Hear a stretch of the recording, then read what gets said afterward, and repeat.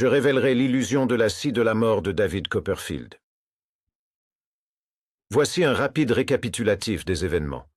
Au début de ce tour de magie, l'illusionniste est enchaîné à une plateforme, enfermé contre son gré dans un compartiment par ses assistants. Alors, une scie électrique est mise au-dessus. Quelques instants plus tard, l'illusionniste libère ses mains des entraves et sort de la boîte.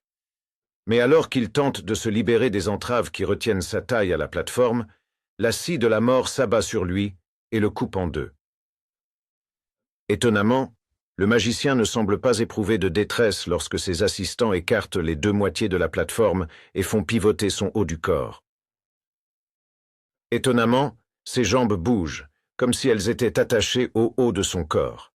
Ensuite, l'assistant de David retourne le haut de son corps et, par magie, il remet la scie de la mort en marche. Il réunit aussi comme par magie les moitiés de la plateforme sans l'aide de ses assistants et s'enferme dans le compartiment. Puis, il ouvre seul le compartiment et se dresse sur la plateforme, corps intacts et sans égratignure. Comment a-t-il fait ce tour? Voici l'explication. Toute la mise en scène où David essaie d'échapper au compartiment pour éviter la lame de scie servait à tenir son public en haleine. En réalité, l'illusion a bien pour but de séparer son corps en deux. Au début de son tour de magie, la boîte dans laquelle le magicien entre est utilisée à dessein pour cacher la plateforme. Le but de cette boîte est de permettre à l'illusionniste de placer ses pieds à la base de la plateforme. Il s'avère que la plateforme est composée de deux sections disposées l'une au-dessus de l'autre. La première partie est celle où le magicien positionne ses pieds juste sous un compartiment, puis il ajuste tout son corps en une position accroupie. Pendant que le magicien était dans la boîte, il a utilisé une chemise blanche, semblable à un drap, pour relier le haut de son corps au faux bas du corps.